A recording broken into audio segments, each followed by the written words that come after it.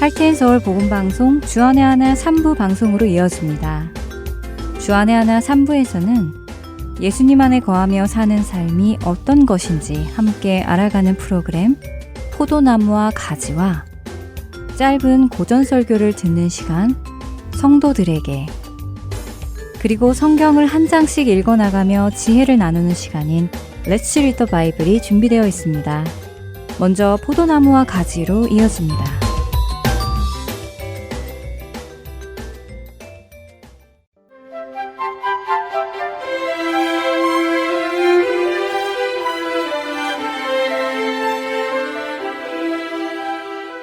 애청자 여러분, 안녕하세요. 예수님 안에 거하며 사는 삶을 나누는 시간, 포도나무와 가지 진행의 민경은입니다.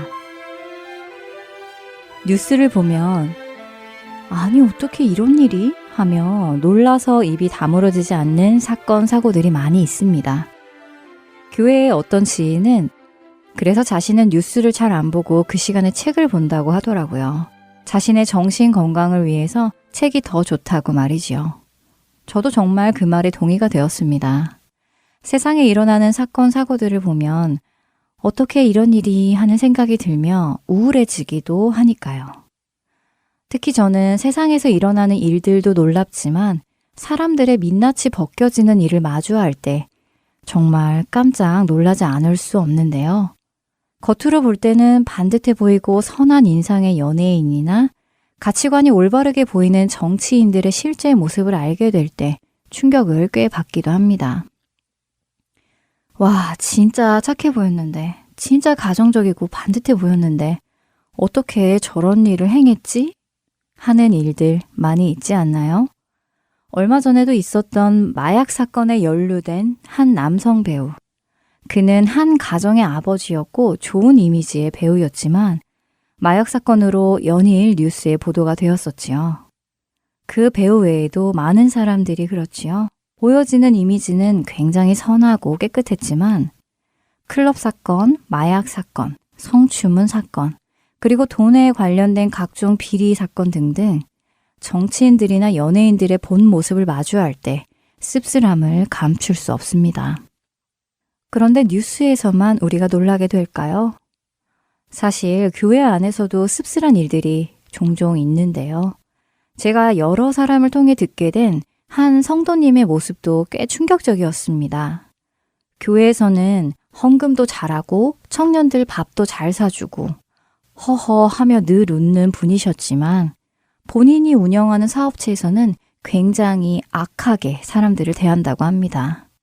일하는 사람들에게 상처되는 말은 물론이며 인격 모독하는 별명을 붙여서 이름 대신 그 별명을 부르기도 한다는데요. 저는 그 성도님의 이야기를 듣는 동안 어떻게 그럴 수 있어? 라는 말을 10번 이상은 한 것 같습니다. 분명 그 성도님은 자신의 신앙이 좋고 교회에서 평판 좋은 성도라고 믿고 있을 것입니다. 이렇게 우리는 때로 겉으로 보여지는 이미지가 정말 나일 거야 라는 착각을 하기도 하는 것 같습니다. 내가 있는 자리나 위치, 내가 행하는 착한 일들, 내가 받는 좋은 평판 등이 정말로 나라고 생각하는 것이지요. 저 역시 이곳 선교회에서 지내다 보니 제가 굉장히 믿음 좋은 자매라고 생각하시는 분들을 만나고는 합니다. 겉으로 보기에는 신앙이 좋아 보일 수 있지요. 하지만 저의 믿음이 남에게 내세울 것 없는 정도가 아니라 들키면 아주 부끄러울 정도의 믿음임을 잘 알고 있습니다. 이것은 겸손한 척 하려고 드리는 말씀이 아니고요. 실제로 저의 믿음이 그렇게 형편없다는 것을 경험해 봐서 잘 안다는 말씀입니다. 사실 저도 한때는 이 정도 믿음과 신앙이면 나쁘지 않지 했던 적도 있었습니다. 그런데 그렇게 생각하던 제가 저의 믿음의 민낯을 보게 된 것이 언제였을까요? 저의 신앙의 본 모습이 드러날 때가 언제일까요? 바로 말씀과 저의 원함 사이에서 결정을 해야 할 때 저의 실제 믿음의 모습이 드러납니다. 말씀과 내 원함 사이에서 옳은 것보다 나의 원함을 선택하는 저의 모습을 보며 그렇게 예쁜 믿음의 사람이 아니라는 것을 알게 되었죠. 우리는 죽을 것 같은 상황이나 어떤 어려운 선택을 해야 하는 환경이 오지 않으면 내 믿음과 신앙이 정말 어떤지 알 수 없습니다. 그렇기 때문에 하나님께서는 종종 우리를 그런 자리에 놓아두시기도 하는데요. 힘들지만 마주해야 하는 나의 민낯. 여러분도 그 본 모습을 마주한 적 있으신가요? 찬양 한 곡 듣고 계속 말씀 나누겠습니다.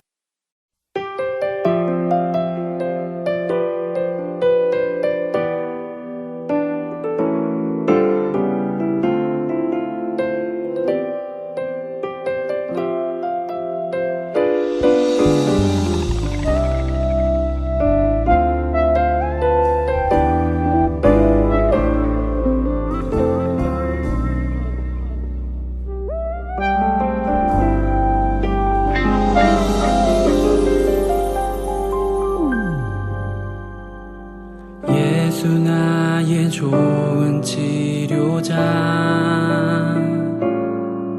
그의 눈이 머무는 곳은 나의 슬픔과 고통 고개를 들어 그의 눈을 볼 때에 난 알았네 예수 나의 좋은 치료자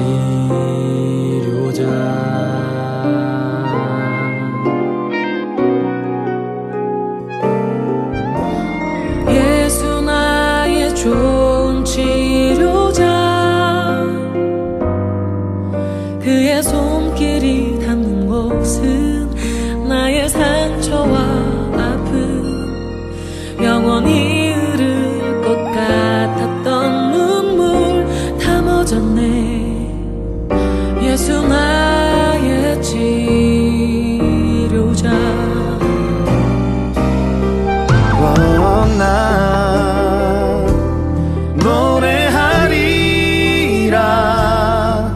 선한 나를 돌아보신 구세주를 찬양해 하늘 닿는 곳까지 내 손 들리라 예수 나의 치료자 노래하리라 선한 나를 돌아보신 구세주를 찬양해 하늘 닿는 곳까지 내 손 들리라 예수 나의 치료자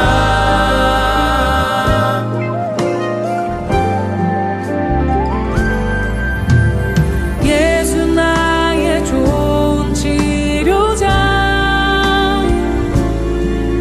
그의 손길이 닿는 곳은 나의 상처와 아픔 영원히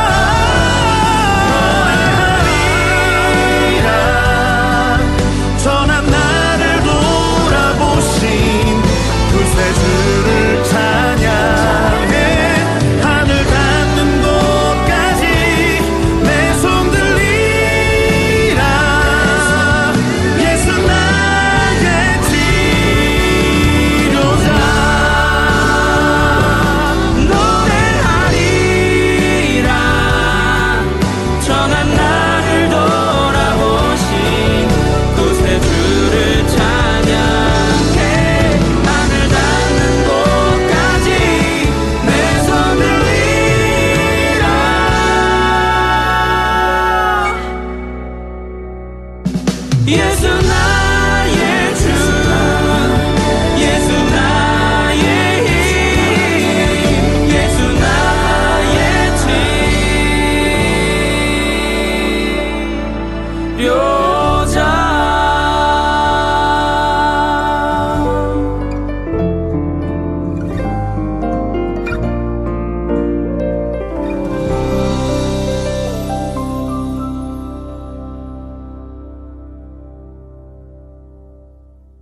여기 베드로라는 예수님의 제자가 있습니다. 아마 베드로도 신앙이 좋은 것처럼 보였을 것입니다. 3년 내내 늘 예수님 곁에 있었고 그 곁에서 말씀을 귀 기울여 들으며 예수님과 함께 동행했지요. 믿음으로 물 위를 걷기도 하고 물고기 입에서 동전을 얻기도 하는 일도 겪었습니다. 예수님께 주는 그리스도시요 살아계신 하나님의 아들이십니다 라는 고백을 하여 칭찬을 듣기도 했습니다. 그렇기에 그는 자신의 믿음이 좋다고 생각했을 것입니다. 그래서 그는 예수님과 함께 감옥은 물론 죽음에까지 갈 수 있다고 장담했지요. 그런데 그의 믿음의 민낯이 드러난 순간이 언제였나요? 바로 예수님과 다닌 지 3년이 흐른 어느 날 예수님께서 군인들에게 잡혀서 대제사장의 집으로 끌려간 그날 밤이었습니다. 그리고 이 일은 마태복음, 마가복음, 누가복음, 요한복음서 모두에 기록이 되어 있는데요. 마가복음 14장 66절부터 72절까지의 말씀을 읽어드리겠습니다. 베드로는 아랫뜰에 있더니 대제사장의 여종 하나가 와서 베드로가 불 쬐고 있는 것을 보고 주목하여 이르되 너도 나사렛 예수와 함께 있었도다 하거늘 베드로가 부인하여 이르되 나는 내가 말하는 것이 무엇인지 알지도 못하고 깨닫지도 못하겠노라 하며 앞들로 나갈새. 여종이 그를 보고 곁에 서 있는 자들에게 다시 이르되 이 사람은 그 도당이라 하되 또 부인하더라. 조금 후에 곁에 서 있는 사람들이 다시 베드로에게 말하되 너도 갈릴리 사람이니 참으로 그 도당이니라. 그러나 베드로가 저주하며 맹세하되 나는 너희가 말하는 이 사람을 알지 못하노라 하니 달기 곧 2번째 울더라. 이에 베드로가 예수께서 자기에게 하신 말씀 곧 달기 2번 울기 전에 내가 3번 나를 부인하리라 하심이 기억되어 그 일을 생각하고 울었더라. 다른 제자들이라고 더 나은 것은 아니었습니다. 다른 제자들도 모두 예수님을 버리고 도망했지요. 스스로 믿음이 있을 것이라고 생각했던 제자들. 다른 제자들은 다 도망해도 자신은 결코 도망하지 않겠다고 호언장담했던 베드로. 이 모든 제자들은 자신들에게 위험이 닥칠 것 같은 상황 앞에서 자신들의 믿음을 증명해내지 못했습니다. 그런데 그런 그들의 모습을 보며 저는 그 제자들을 비난할 수가 없었습니다. 아니, 어떻게 저럴 수가 하며 놀랄 수가 없었습니다. 저 역시 저의 믿음의 민낯을 자주 마주하기 때문인데요. 저의 원함과 하나님의 말씀 사이에서 하나님의 말씀을 택하지 못하고 저의 원함을 택한 적이 많이 있기 때문입니다. 하나님께서는 안 된다고 분명하게 말씀하셨음에도 제 마음속에 미련이 남아 제 마음속에 욕심이 남아서 그 말씀에 순종하지 못한 경험들이 있습니다. 그래서 극단적인 상황에서 믿음을 지킨다는 것이 얼마나 어려운 일인지 잘 알게 되었고 그렇기에 제자들이 예수님이 잡히시던 그날 밤 모두 도망가고 죽음까지 함께 가겠다고 했던 베드로가 예수님을 3번이나 부인한 것에 놀라거나 비난할 수 없었습니다. 저나 그들이나 결국 자신의 유익과 말씀 앞에서 자신을 택하는 부족한 믿음을 보였죠. 하지만 예수님의 제자들은 훗날에 변화되었습니다. 그들은 더 이상 자신들의 유익을 구하지 않고 주님을 선택했습니다. 어떻게 그렇게 할 수 있었을까요? 그것은 그렇게 믿음을 지키지 못했던 제자들을 예수님께서 다시 찾아가 주시고 회복시켜 주셨으며 그들로 성령에 충만하게 해주셨기 때문입니다. 성령에 충만한 제자들은 더 이상 아무것도 두려워하지 않았고 자신들의 육신의 원함을 택하지 않았습니다. 제자들처럼 되기 위해서는 어떻게 해야 할까요? 그렇습니다. 바로 성령에 충만해야 합니다. 성령에 충만할 때 우리는 성령께서 원하시는 것을 선택합니다. 그러나 우리가 성령에 충만하지 않고 나 자신의 생각과 원함에 충만해 있을 때 우리는 말씀에 순종할 수 없지요. 여러분은 여러분의 믿음의 민낯을 보는 경험을 해보셨나요? 극단적인 시험 속에서 나의 원함이 아닌 말씀을 선택할 수 있으신지요?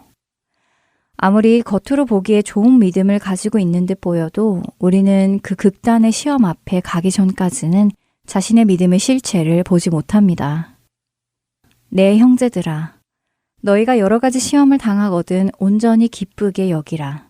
이는 너희 믿음의 시련이 인내를 만들어내는 줄 너희가 알미라. 인내를 온전히 이루라. 이는 너희로 온전하고 구비하여 조금도 부족함이 없게 하려 함이라. 야고보서 1장 2절부터 4절까지의 말씀입니다. 우리에게 시험이 주어지는 것은 우리의 믿음의 실체를 알게 하시고 그 시험을 통해 참된 믿음을 소유하도록 인도하시기 위함입니다. 그렇기에 우리에게 주어지는 시험을 두려워하지 말고 우리의 믿음이 장성하게 되는 기회로 삼고 날마다 성령 충만함 속에서 살아가며 나의 원함이 아니라 하나님의 뜻을 이루며 살아가는 우리가 되기를 바랍니다. 포도나무와 가지 여기에서 마치겠습니다. 저는 다음 시간에 다시 뵙겠습니다. 안녕히 계세요.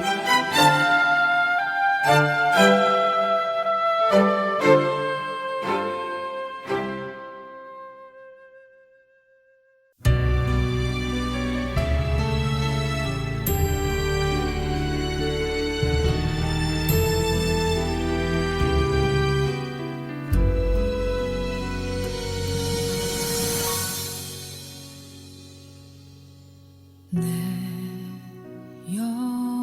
영혼이 주의 이름을 노래합니다. 흠도 없는 순결하신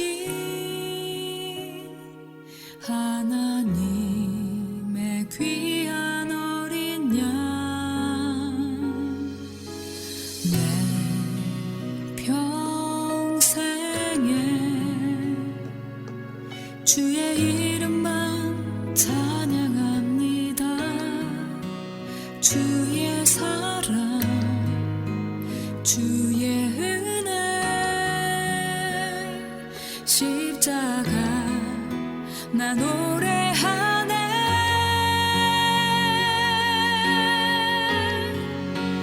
그의 피가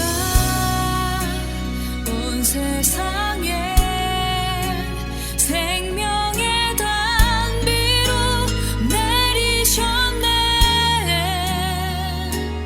그의 희생이 그 섬김이 내게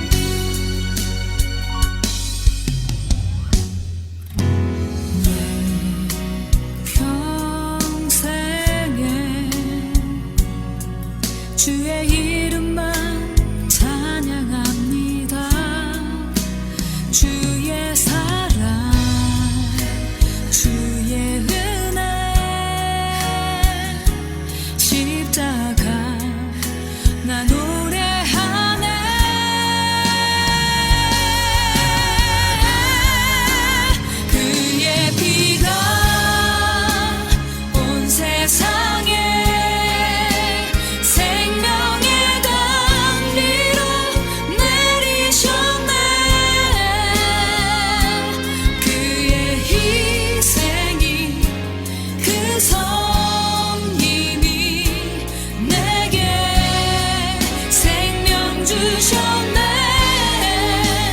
아버지의 그 사랑이 나 같은 죄인도 살리셨네. 예수 십자가 그곳에서 나 다시 태어납니다. 예수 십자가 그곳에서 나 다시 태어납니다.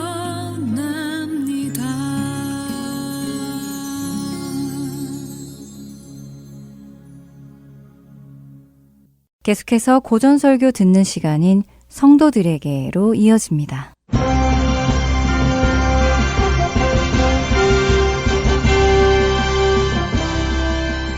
여러분 안녕하세요. 성도들에게 진행의 권혁준입니다. 성도들에게 이 프로그램은 지난 시대의 외국 설교자들의 설교를 여러분께 읽어드리는 시간입니다. 오늘은 1897년에 태어나 1963년 소천한 미국 복음주의 목사인 A.W. 토저의 예배에 관한 설교 일부를 읽어드립니다. 하나님의 크고 위대하심을 알게 된다면 당신은 그분의 임재 안으로 들어가서 다시는 나오고 싶지 않을 것입니다. 당신이 그분의 존전에 계속 머물고 싶어 하는 것은 당신이 무한하고 크고 위대하신 분 앞에 서 있기 때문입니다. 그분의 면전에 있으면 당신은 그분에게 감탄하지 않을 수 없게 되며 그분에 대한 감탄이 점점 더 커지면 결국 그분을 사랑할 수밖에 없습니다. 만일 당신이 학교, 사무실, 가정에서 하나님의 임재를 느끼지 못하는 사람이라면 그것은 당신이 교회에 있다고 하더라도 하나님이 교회에 계신 것이 아니라는 것과 동일한 말입니다. 오늘날 교회는 지극히 높으신 하나님을 다시 바라보아야 합니다. 이 말은 내가 단지 설교하기 위해서 억지로 만들어낸 이야기가 아니며 확인되고 입증된 말입니다. 다시 한번 말씀드리지만 우리는 지극히 높으신 하나님을 다시금 바라보아야 합니다. 사람들이 하나님이 얼마나 영광스러운 분이신지를 모르는 것에 참으로 안타까운 마음이 듭니다. 오늘날의 기독교가 보여주는 하나님은 사람들이 친구처럼 쉽게 어울릴 수 있는 나약한 싸구려 하나님을 보여주고 있습니다. 하나님은 단지 이웃집 아저씨 정도로 여김을 받고 계십니다.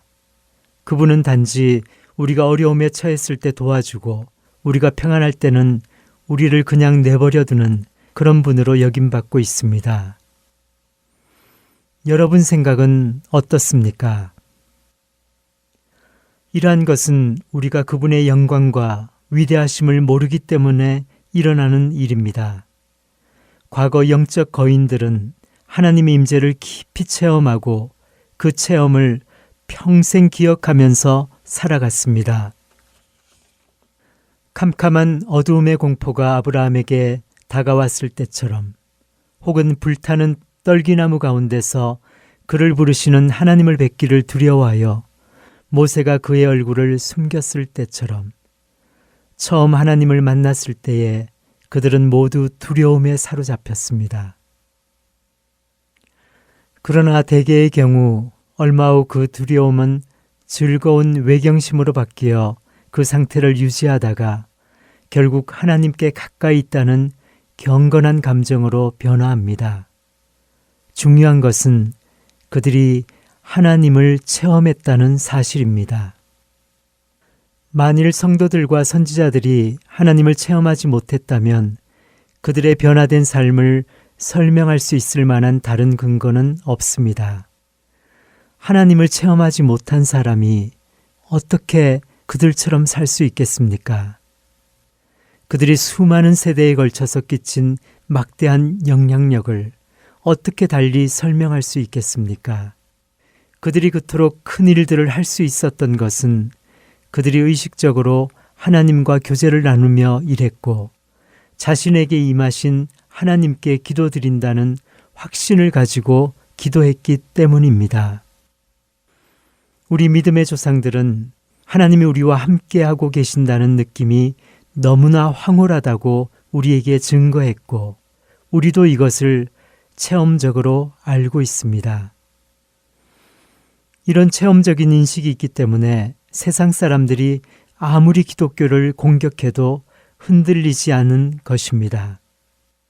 이런 인식 때문에 적이 아무리 우리를 흔들어대도 우리는 쓰러지지 않습니다. 자기에게 임재하신 하나님을 예배하는 사람들은 불신자들의 반대에도 전혀 요동하지 않습니다. 그들의 체험은 스스로 증명하는 것이기에 다른 어떤 변호나 증거도 필요하지 않습니다. 그들이 보고 들은 것이 그들의 의심을 날려버리고 그들의 믿음을 파괴하려는 적들의 논증을 완전히 압도하며 온전한 확신을 주기 때문입니다.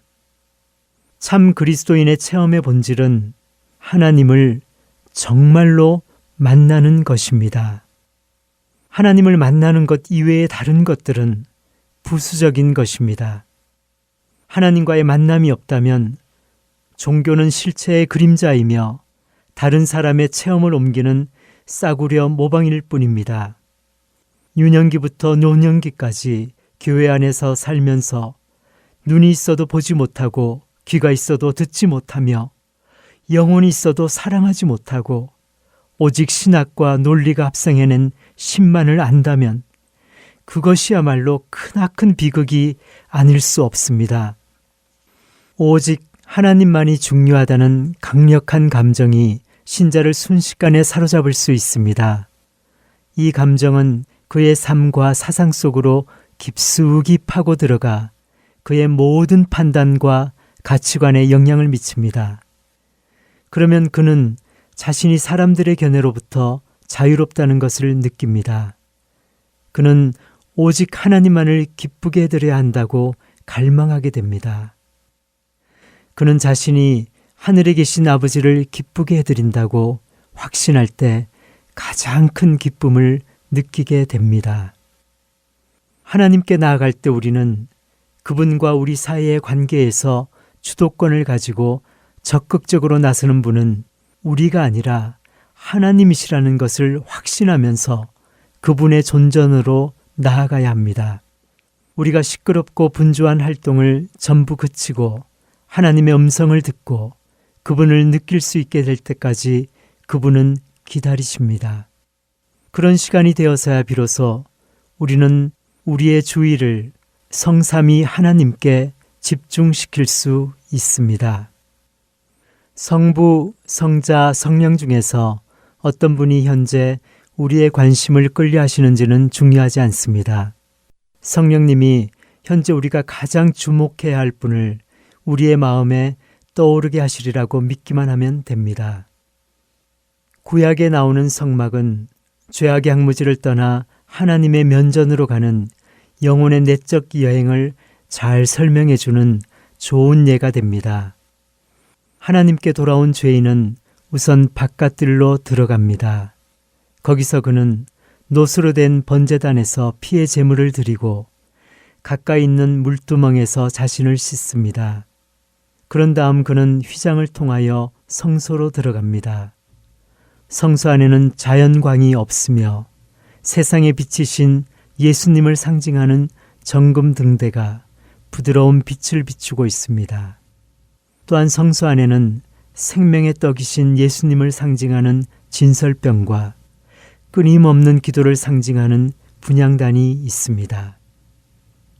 성소까지 들어간 예배자는 이미 많은 것들을 누렸으나 그래도 아직 하나님의 면전으로 나아간 것은 아닙니다.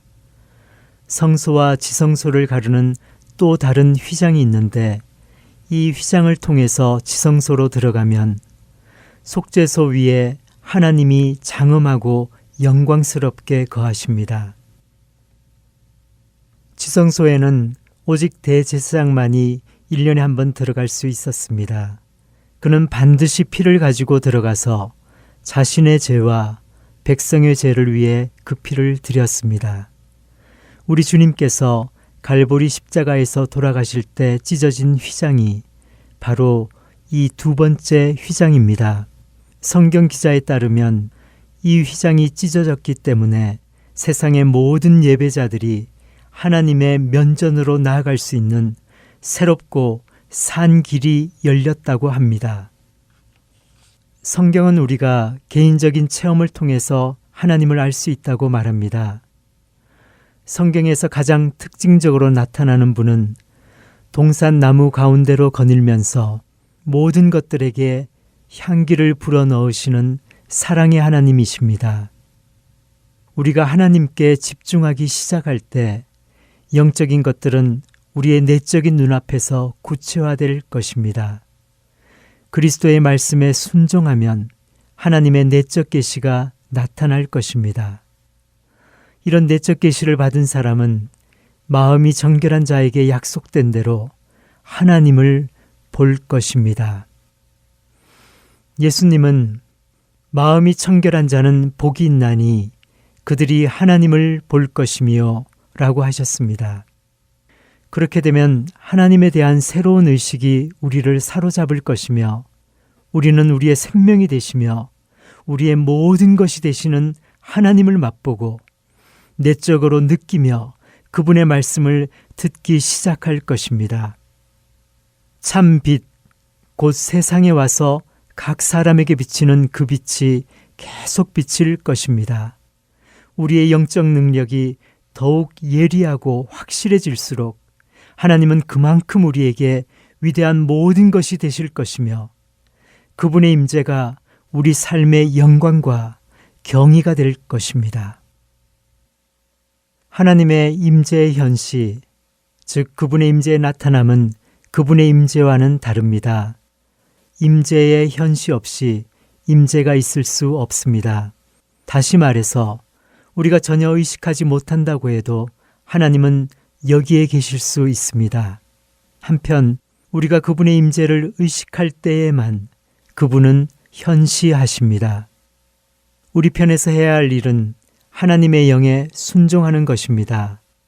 왜냐하면 우리에게 성부와 성자를 보여주시는 분은 성령님이시기 때문입니다. 우리가 사랑과 순종 가운데 성령님에게 순종한다면 하나님은 우리에게 자신을 나타내실 것입니다.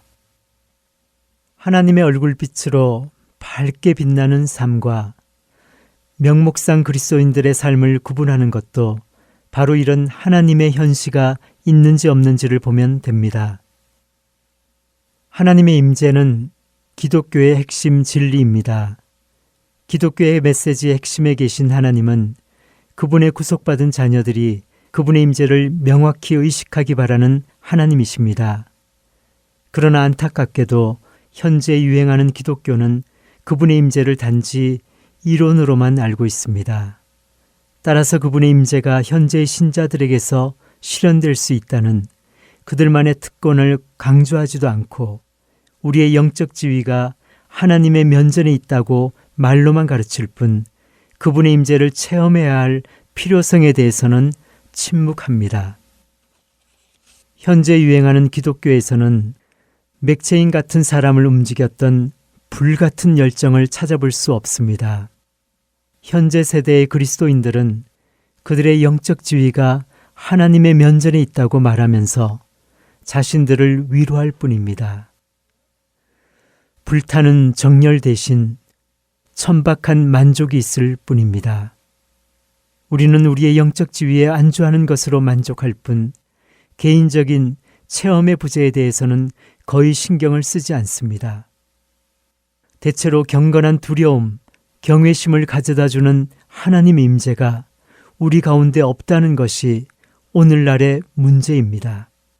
감미로운 오르간 소리나 아름답게 디자인된 창문을 통해 들어오는 햇살로는 경건한 두려움이나 경외심을 불러일으킬 수 없습니다. 기획된 예배나 계산된 예배 인도자의 멘트로도 하나님의 임재를 만들어낼 수 없습니다. 비스킷을 들어 올리고 이것이 하나님이다 라고 주장한다고 해서 경건한 두려움과 경외심이 생기는 것은 아닙니다. 무의미한 의식을 아무리 다양하게 시행해 본들 경건한 두려움과 경외심은 생겨나지 않습니다. 이런 이교적인 것들 앞에서 사람들이 느끼는 감정은 하나님을 향한 참 두려움이 아닙니다. 그것은 미신적인 두려움에 지나지 않습니다. 하나님을 향한 참 두려움은 아름답습니다.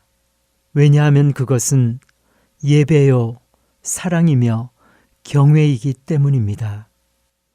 그것은 하나님이 계시기 때문에 느끼는 높은 수준의 행복감이며 그분이 계시지 않으면 차라리 죽음을 택할 정도로 그분을 기뻐하는 일입니다. 이런 하나님을 예배하는 사람은 나의 하나님, 언제나 저에게 하나님으로 계셔주시기 바랍니다. 그렇지 않으시다면 저는 차라리 죽는 것이 낫습니다.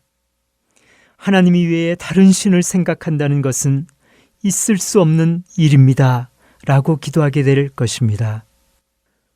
참 예배는 애정의 대상을 바꾸겠다는 생각은 꿈에서조차 하지 않을 정도로 하나님을 향한 인격적인 사랑에 빠져드는 것입니다.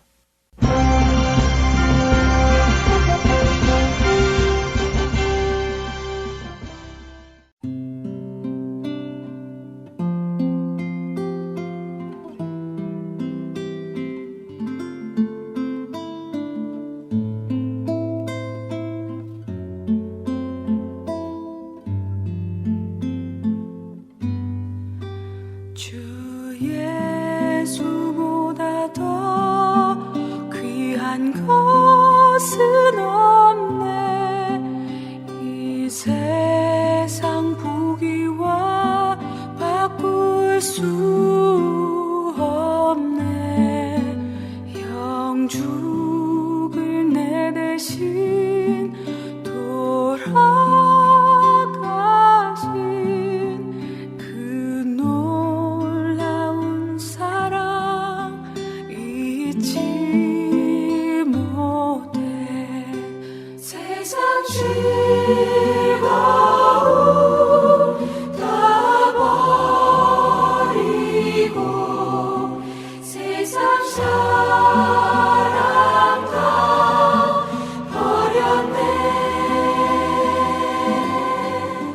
주 예수보다 더 귀한 것은 없네.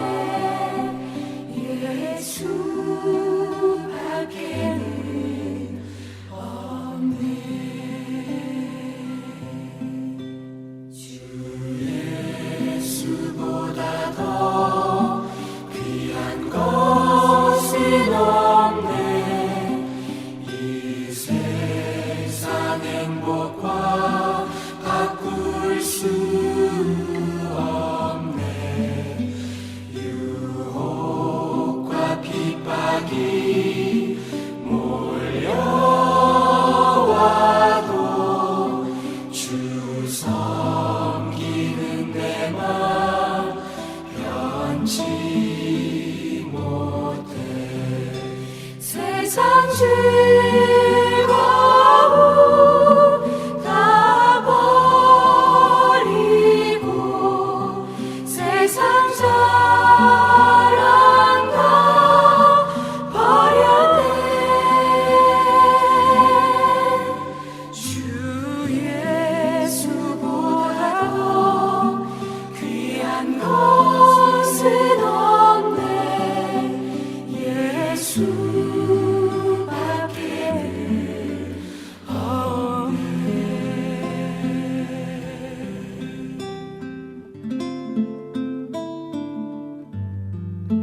주 예수보다 더 귀한 것은 없네. 예수밖에는 없네.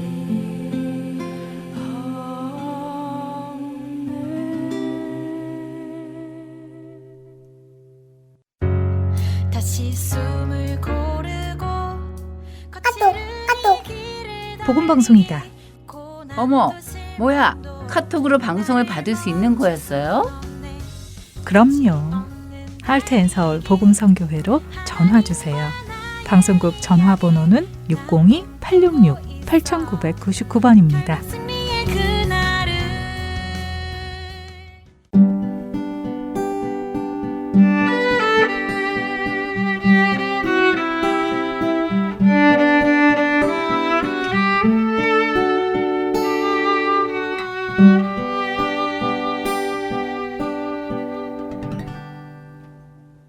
말씀을 묵상하는 시간, Let's Read the Bible 보내드립니다.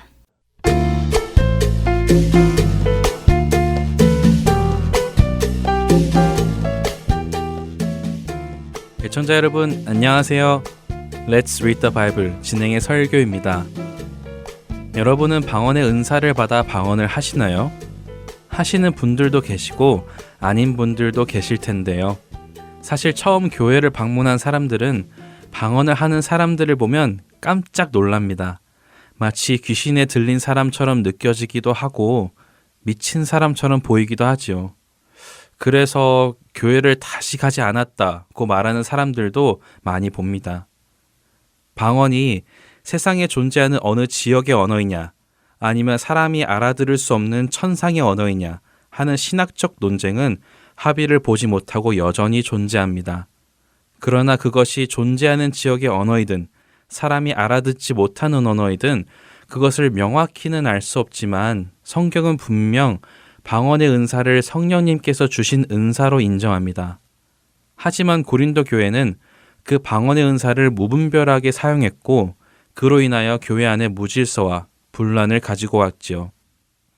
그래서 사도 바울은 고린도 교회 안에 무질서하게 사용되는 방언의 은사에 대한 성경적인 기준을 잡아줍니다. 그렇기에 성경이 하나님의 말씀임을 믿는 성도들이라면 사도 바울이 고린도 전서를 통해 제시하는 성경적 기준을 인정하고 그 기준에 맞추어 방언을 사용해야 할 텐데요. 안타깝게도 오늘날 역시 고린도 교회 때처럼 무분별한 은사 사용자들이 많이 있고 교회 안에 분란을 가지고 오기도 하죠. 어떤 사람들은 방언을 받지 못하면 성령을 받지 못한 것이라고 말하며 구원받지 못한 것이라고까지 말합니다. 그러나 그런 주장은 전혀 성경적인 근거가 없는 주장입니다. 성경은 분명하게 성령님께서 각 사람에게 그 은사를 필요에 따라 나누어 주신다고 하시죠. 그리고 그렇게 은사를 나누어 주시는 이유는 교회의 유익을 위함이라고 이미 고린도전서 12장에서 배웠습니다. 오늘 읽을 14장에서 바울은 방언에 대해 더 깊이 설명해 주십니다. 사도 바울이 고린도 교회에게 제시해 주시는 그 기준을 통해 오늘 우리의 방언은 물론 모든 은사의 기준을 잡아보면 좋겠습니다. 성경에 의하면 방언은 그곳에 모인 모든 사람들 대부분이 알아들을 수 없는 언어입니다. 만일 그것이 다른 나라 말이라면 대부분 못 알아듣고 그 나라 말을 알아듣는 사람 소수만 알겠죠. 만일 그것이 인간이 알 수 없는 언어라도 동일하게 대부분 못 알아듣고 알아들을 수 있는 소수는 알아들었을 것입니다. 그런데 사도 바울은 이렇게 알아들을 수 없는 언어로 이야기하는 것이 교회의 덕을 세우는 데에는 도움이 되지 않는다고 말씀합니다. 14장 6절에 바울은 자신이 고린도 성도들에게 나아가서 그들이 알아듣지 못하는 방언으로 말하면 그것이 고린도 성도들에게 무슨 유익이 있느냐고 반문합니다. 사람의 말이라는 것이 듣는 사람에게 어떤 메시지를 전하는 것인데 그들이 알아듣지 못하는 말을 한다면 어떻게 전하려는 메시지가 전달되겠느냐 하는 것이죠. 그렇기에 만일 누가 성령으로부터 강권적으로 방언으로 교회 안에서 말하기 시작한다면 그 말이 교회에 유익하게 하기 위해서는 통역하는 사람이 있기를 기도하라고 하십니다. 왜냐하면 아무도 못 알아듣는 말을 하는 것은 아무 유익이 없기 때문이지요. 그래서 바울은 19절에 그러나 교회에서 내가 남을 가르치기 위하여 깨달은 마음으로 5마디 말을 하는 것이 1만마디 방언으로 말하는 것보다 나으니라 라고 말씀하십니다. 결국 본질을 생각해보면 성령님께서 주시는 그 모든 은사는 교회의 유익, 성도의 유익을 위한 것이어야 한다는 것입니다. 성도가 하나님의 말씀을 깨닫고 그 말씀을 따라 살아가며 거룩한 삶을 이루어가는 데에, 그리고 믿음을 지키며 살아가는 삶을 이루어가는 데에 유익해야 하는 것이죠. 이것을 기억한다면 우리는 우리가 하는 모든 언행을 이 기준에 의거하여 검토할 수 있고, 내가 가진 이 은사를 사용하는 것이 교회에 유익이 된다면 사용하고, 교회는 유익이 되지 않고 나 개인에게만 유익하다면 나 개인이 홀로 있을 때에 사용하면 됩니다. 그리고 교회나 나 개인 어디에도 유익함이 보이지 않는다면 그 은사는 은사가 아니었음을 깨닫게 될 것입니다. 성령님의 은혜 안에서 잘 분별하는 지혜를 얻어 살아가는 우리가 되기를 바랍니다. Let's read the Bible. 고린도전서 14장 1절에서 40절까지의 말씀을 읽겠습니다. 사랑을 추구하며 신령한 것들을 사모하되 특별히 예언을 하려고 하라. 방언을 말하는 자는 사람에게 하지 아니하고 하나님께 하나니 이는 알아듣는 자가 없고 영으로 비밀을 말함이라. 그러나 예언하는 자는 사람에게 말하여 덕을 세우며 권면하며 위로하는 것이요. 방언을 말하는 자는 자기의 덕을 세우고 예언하는 자는 교회의 덕을 세우나니 나는 너희가 다 방언 말하기를 원하나 특별히 예언하기를 원하노라. 만일 방언을 말하는 자가 통역하여 교회의 덕을 세우지 아니하면 예언하는 자만 못하니라. 그런즉 형제들아, 내가 너희에게 나아가서 방언으로 말하고 계시나 지식이나 예언이나 가르치는 것으로 말하지 아니하면 너희에게 무엇이 유익하리요? 혹 필이나 검은고와 같이 생명 없는 것이 소리를 낼 때에 그 음의 분별을 나타내지 아니하면 필이 부는 것인지 검은고 타는 것인지 어찌 알게 되리요? 만일 나팔이 분명하지 못한 소리를 내면 누가 전투를 준비하리요? 이와 같이 너희도 혀로서 알아듣기 쉬운 말을 하지 아니하면 그 말하는 것을 어찌 알리요? 이는 허공에다 말하는 것이라. 이같이 세상에 소리의 종류가 많으나 뜻없는 소리는 없나니, 그러므로 내가 그 소리의 뜻을 알지 못하면 내가 말하는 자에게 왜곡인이 되고 말하는 자도 내게 왜곡인이 되리니, 그러므로 너희도 영적인 것을 사모하는 자인즉 교회의 덕을 세우기 위하여 그것이 풍성하기를 구하라. 그러므로 방언을 말하는 자는 통역하기를 기도할지니, 내가 만일 방언으로 기도하면 나의 영이 기도하거니와 나의 마음은 열매를 맺지 못하리라. 그러면 어떻게 할까? 내가 영으로 기도하고 또 마음으로 기도하며 내가 영으로 찬송하고 또 마음으로 찬송하리라.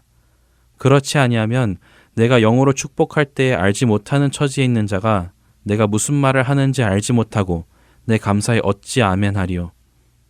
너는 감사를 잘하였으나 그러나 다른 사람은 덕 세움을 받지 못하리라. 내가 너희 모든 사람보다 방언을 더 말함으로 하나님께 감사하노라. 그러나 교회에서 내가 남을 가르치기 위하여 깨달은 마음으로 5마디 말을 하는 것이 1만 마디 방언으로 말하는 것보다 나으니라. 형제들아, 지혜는 아이가 되지 말고 악에는 어린아이가 되라. 지혜는 장성한 사람이 되라.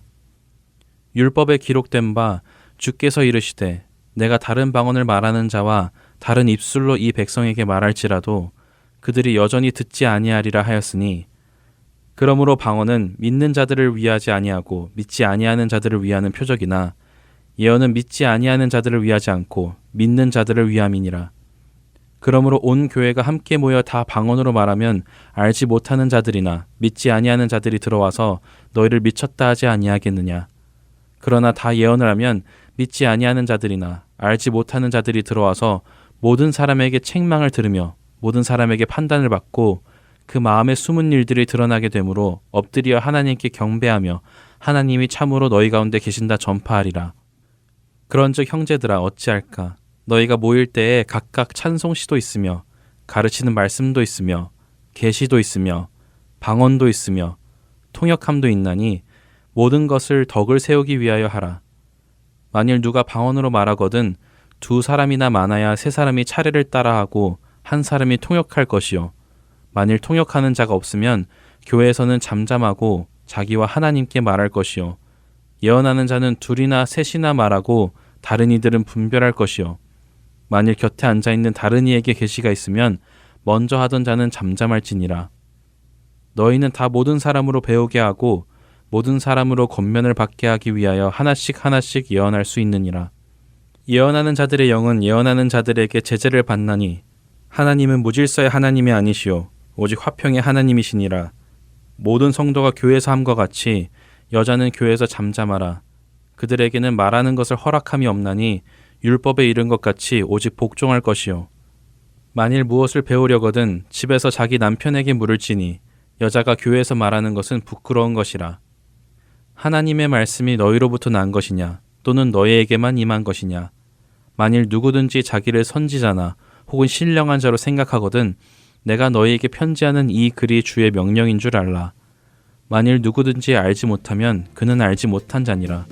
그런즉 내 형제들아 예언하기를 사모하며 방언 말하기를 금하지 말라.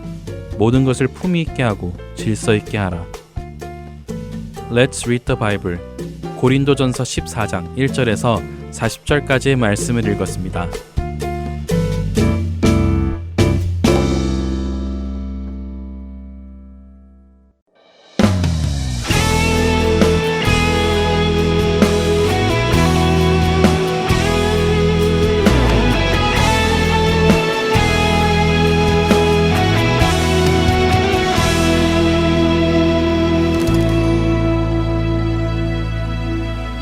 광야 같은 세상에서 방황할 때 나의 눈을 밝히 떠서 주를 보니 십자가에 달리신 주 예수의 그 사랑에 엎드려 고백하네. 아름다운 주님 얼굴 바라볼 때 나의 손을 높이 들어 경배하니 내가 지금 주 앞에 고백할 말 나의 영광 오직 주의 십자가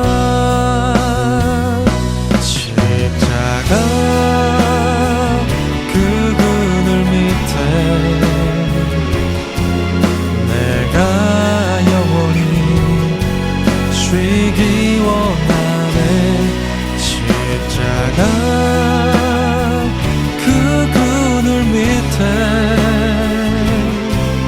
내가 영원히 쉬기 원하네.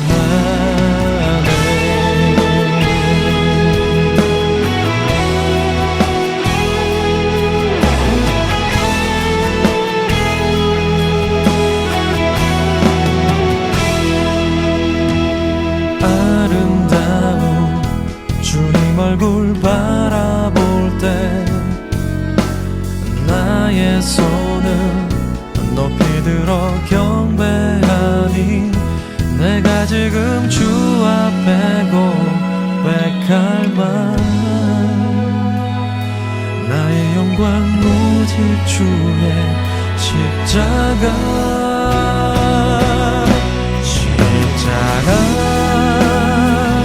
그 그늘 밑에 내가 영원히 쉬기 원하네. 십자가 그 그늘 밑에 내가 영원히 쉬기 원하네.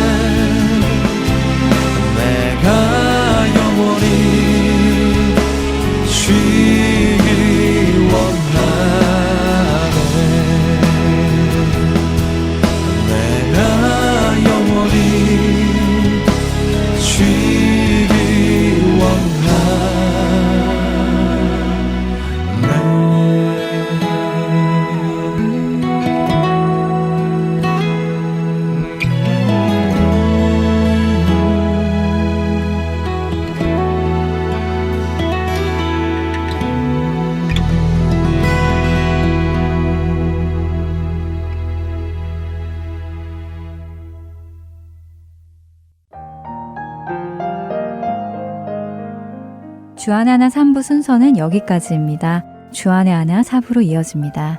은혜의 시간 계속되시길 바랍니다.